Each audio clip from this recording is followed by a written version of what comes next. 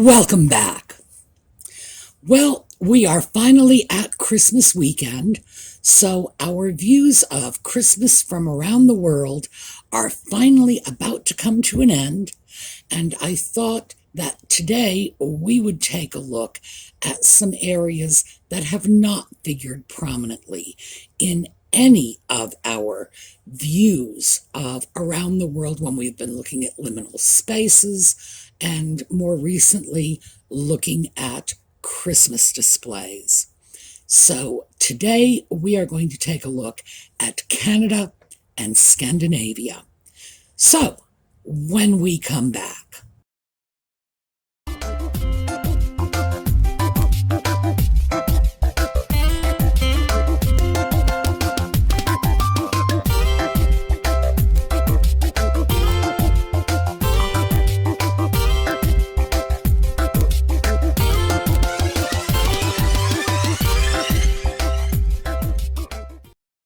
Well, we are starting off with Quebec.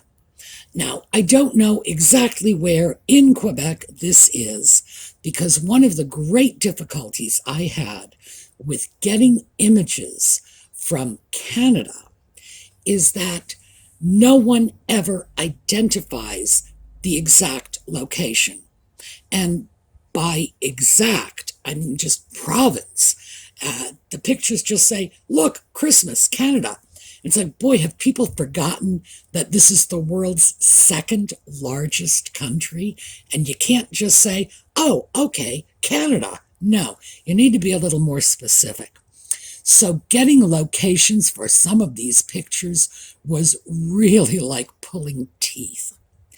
But I was able to get at least provinces on everything. Although I have to say, our Canadian friends often say they feel somewhat slighted. And the more research I try to do on Canada, the more I'm beginning to think they have a point. So anyway, Quebec, this is beautiful. And this appears to be a little Christmas market area. And having seen other pictures from other parts of the world, I am assuming this tower with the little whirligig on top is actually a little propeller that spins when this is working, that it's not just static, that there's more movement in this particular display. And it's a tower with giant candles, and it appears to be in the middle of this market display. I have to say, I am very impressed with the way those trees are lit, because it looks like they are running lights right on through every individual branch, which has got to be a serious undertaking. It's very beautiful. And this is in Old Quebec. Now, I have several pictures of just this one area, because it's so gorgeous, I couldn't just walk away with one. And of course, because I wanted to see the buildings. It's very hard to actually see the buildings themselves in among all of this lighting and decoration. But just from this first picture, I could tell these were buildings worth looking at, and I wanted to look at them. So I figured I would share it with all the rest of you too. This is just really incredible. And it's very hard for me to believe that this, which looks so much like something that you would expect from one of the Germanic countries in Europe from the 19th century, this is here on our continent. So even though I have been to Quebec, I am thinking I really ought to get back there sometime, especially around Christmas. Here is another view of this same area, and this is showing the Christmas lighting. And the lighting is arranged by Capital Canada, or maybe it's Canada Capital, because it was in French and I had to translate it, so I don't know how that is translated in English. Capital Canada or Canada Capital. And the entire country of Canada, like the national government, got involved in lighting up the cities and towns for Christmas. And they started doing that in the mid-1980s, and they've been doing it ever since. So this is a coordinated effort. And I found that very impressive because around here, it's done city by city, town by town. You don't even have a statewide Christmas lighting scheme, not even in little itty bitty Rhode Island. It's all very much on the local level. Not so in Canada. And once again, of course, we have this terrific view. We get a much better view of these old buildings, which is really great. And here, another view. And again, we can see the buildings, same area, same sort of display. Obviously, these are different years because the displays are slightly different.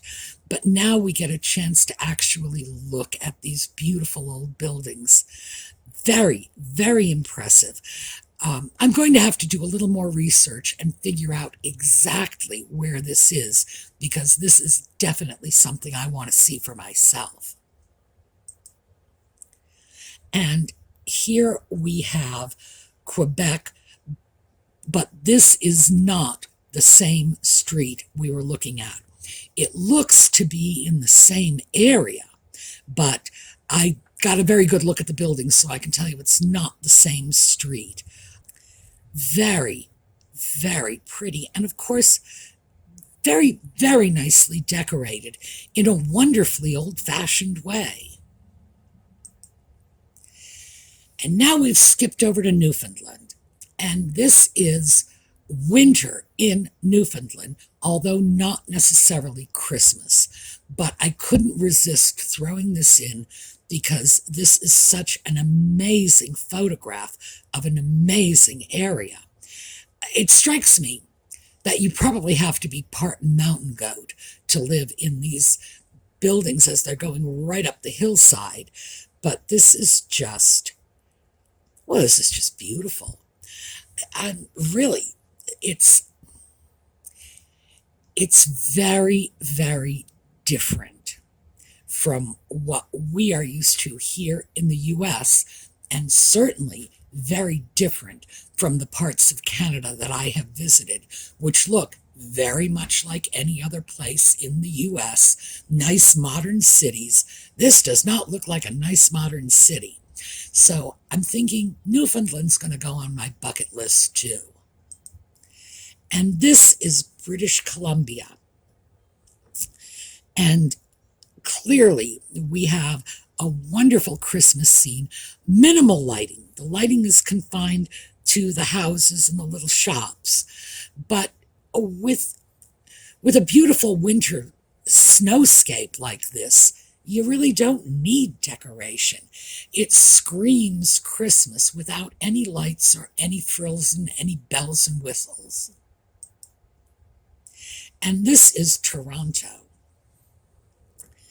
Now, we have the city, as you can see, all decked out in lights, but we're looking at it from quite a distance. Now, this is what I think of when I think of Canada. I think of, large modern cities, because this is characteristic of the places in Canada that I have been to. But it's clearly, it's not the whole story. But it does show that, Canada is a modern country, but they've somehow managed to retain a lot of their history at the same time, which is absolutely wonderful. And this is Ontario. This is just a little street corner with a little shop in the background that's nicely decorated with the greenery. And once again, it's the snow-covered branches of the trees that are really making this. And they are sort of automatically Christmas ready without anything else. Just the snow, the greenery, you're good to go. This is also British Columbia. And we have a very contemporary lighting display here, as well as the stores in the background that are decorated. Very, very beautiful, very interesting. Not what you would call a traditional Christmas lighting display, but lovely nonetheless. And back to Newfoundland again, and this is just magical. This must be some sort of park or well, I'm going to stick with park because it's beautiful. There are clearly a lot of trees here. We've got a fountain, wonderfully lit. This is just terrific. And frankly, it's a very beautiful photograph too. And as you know, because I've said this, every time we've taken a look at Christmas lights reflected in the water, I do love that. I really think that produces a spectacular effect, just as it has here. And this is Ottawa. And I have no idea what that building is. I'm tempted to say it's the castle of the King of Ottawa because it's a very impressive building. Now, I know how they did this lighting display. They take lights on the ground with stencils and they project that design onto the side of the building. Now, I don't know if this is static or moving. I've seen them both ways. They can just project a static, a fixed picture that just remains the same, or the snowflakes can tumble down or dance around on the building. And with a still picture like this, we can't tell which, but definitely, definitely pretty. And this is Vancouver. And in addition to all of the beautiful Christmas lights, we have 2 totem poles in this scene. And that, I think, is just amazing. That is absolutely something we have not seen in any of the Christmas displays we've looked at so far. So I was really glad to get a copy of something like this to add to our little Christmas views, because, as I say, you don't see it every day. And this is also Vancouver. And this is probably some kind of parade. I would say that based on the crowds, because we've got children and all the children are up on daddy's shoulders. And clearly this is an event for the kids. So as I say, I'm tempted to conclude that this is some sort of parade they are watching. Just fabulous. And it looks like everybody's having an absolutely terrific time. And this is Montreal. Very different sort of lighting display from a lot of what we've seen. A little more traditional. Very, very pretty. And I do love the way the trees are all picked out with the little tiny lights and that large sort of tree/Eiffel Tower in the background. Very nice. And here, finally, to finish up on Canada, who needs electricity when you have a natural light show like this? So, yeah, I don't know. I suspect if I lived there, I wouldn't bother to decorate. I would just go outside and look up at the northern lights. So let's move on to Scandinavia, another very cold region. And we are starting off with Norway. This is Kristiansand, and it's a relatively small city. This is not a major urban center. As you can see, we've got old buildings here. The facades, at least, are old and very nicely lit. Again, like the King of Ottawa's castle, what we have here is buildings that are lit with colored lights that are shining up from below, probably from the area around those awnings. creating different colors on the sides of the building. And we have this really huge tree off on the left. Very pretty. And this is Trondheim. This is the Christmas market at Trondheim. And there will be a whole bunch of little shops down there in the central plaza. And you can just go in, do all your Christmas shopping, wander around. They've got a Ferris wheel, so obviously they are expecting you to do a little more than shop. They're expecting you to have a good time here. Very nice. This one is in Bergen, Norway.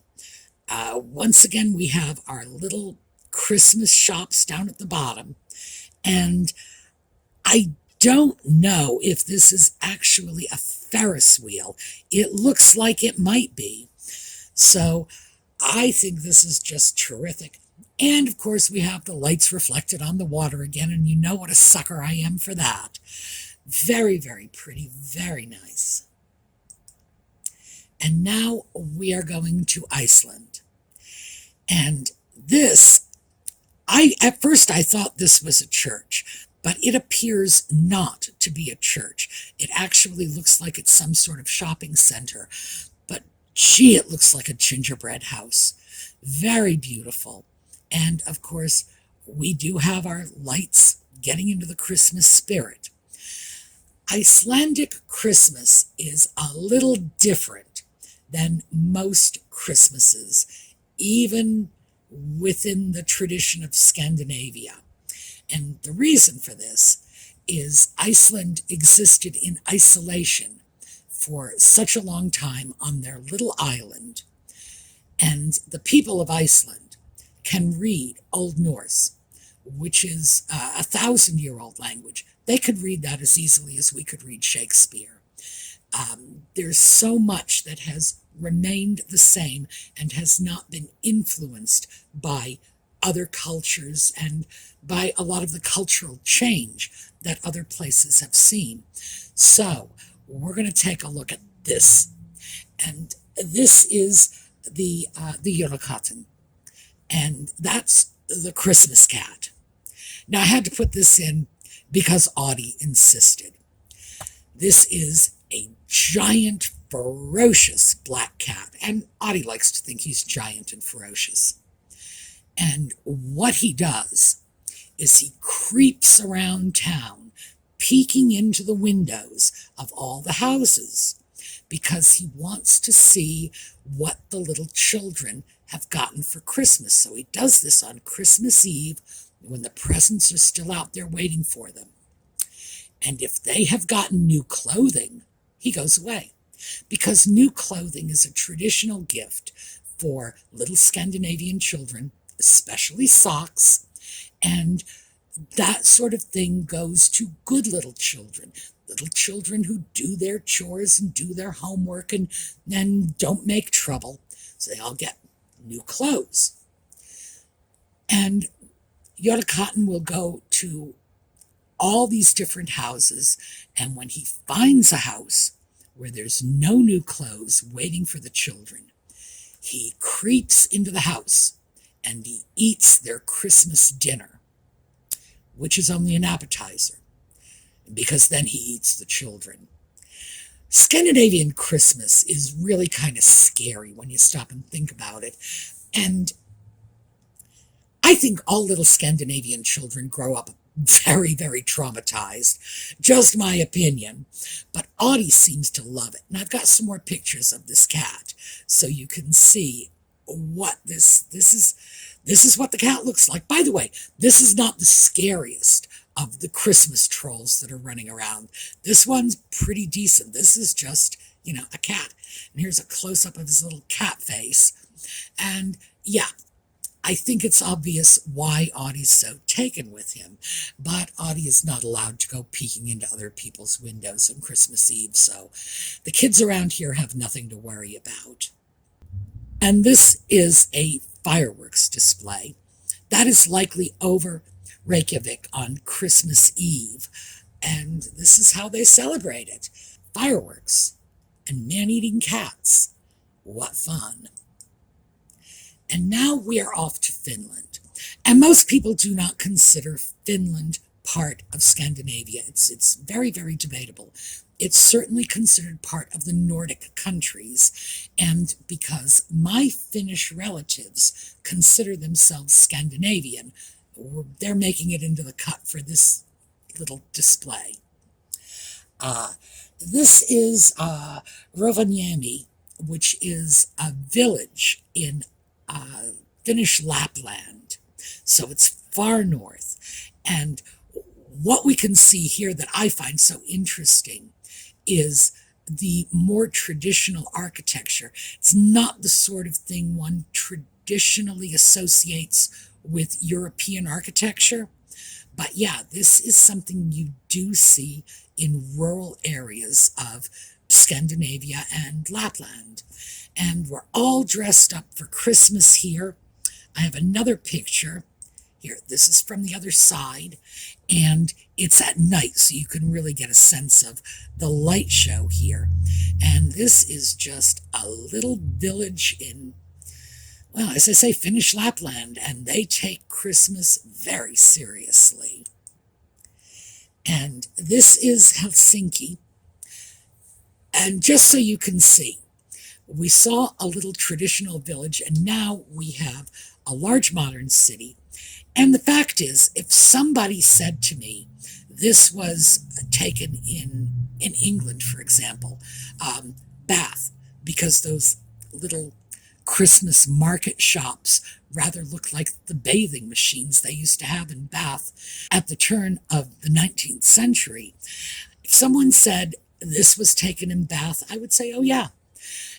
Because in fact, Finland does look like modern Europe when you are in the city areas. It's just that when you get out into the rural areas, especially the ones that are very far north, you start to see changes in the architecture.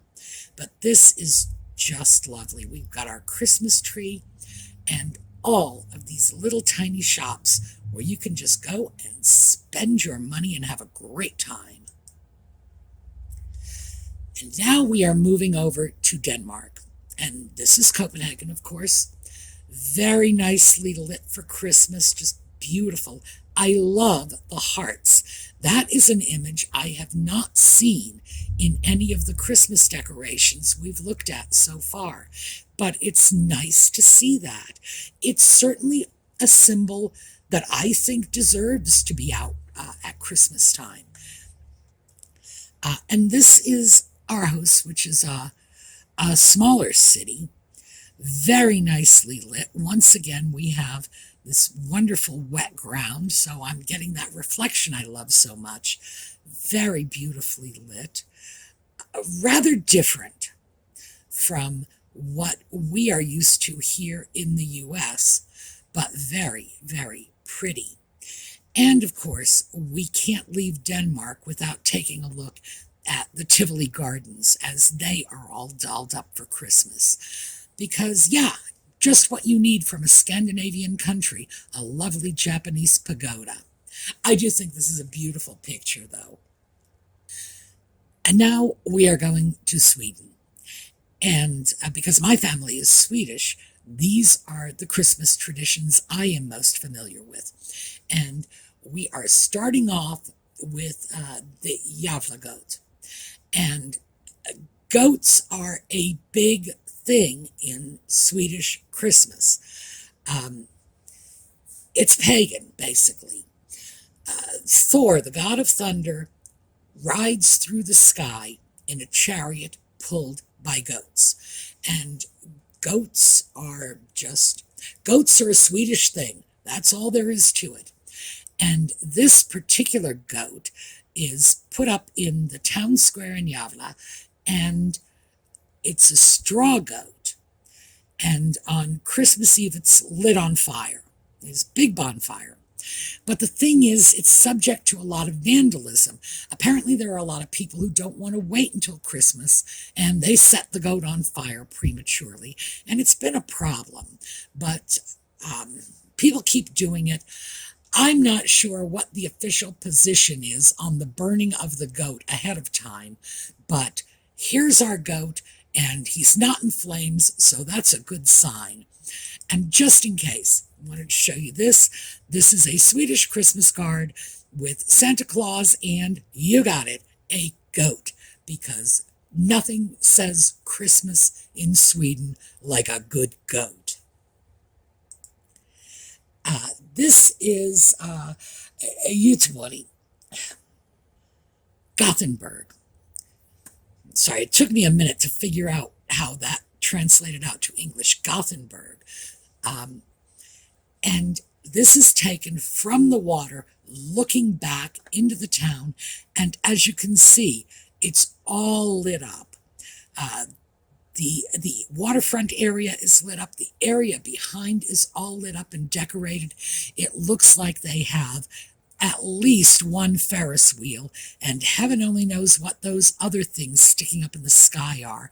But I would imagine that it's the equivalent of some sort of Christmas amusement park.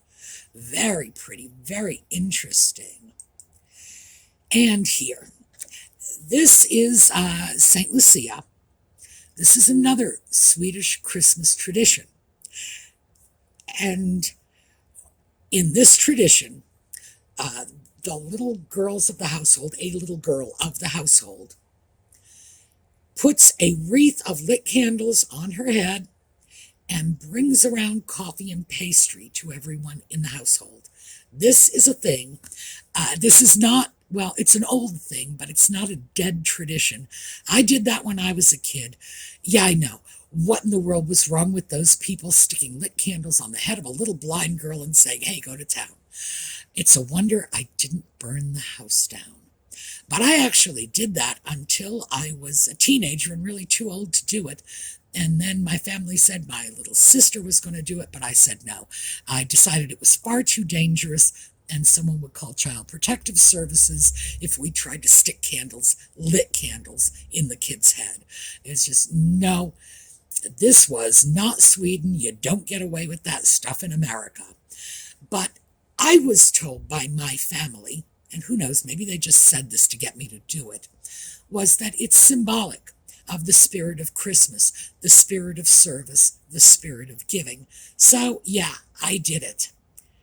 And here, another little kid who got roped into it too, although I don't think her candles are lit, so I think she made out a little better than I did. And finally, oh yeah, the free light show, because we can't go to Scandinavia without taking a look at the Northern Lights. So, wishing you all a very happy Christmas Eve, and we will finish up our survey of Christmas traditions around the world tomorrow on Christmas Day. Meanwhile, have a terrific day. We're going to look at a slideshow, and I will see you all tomorrow.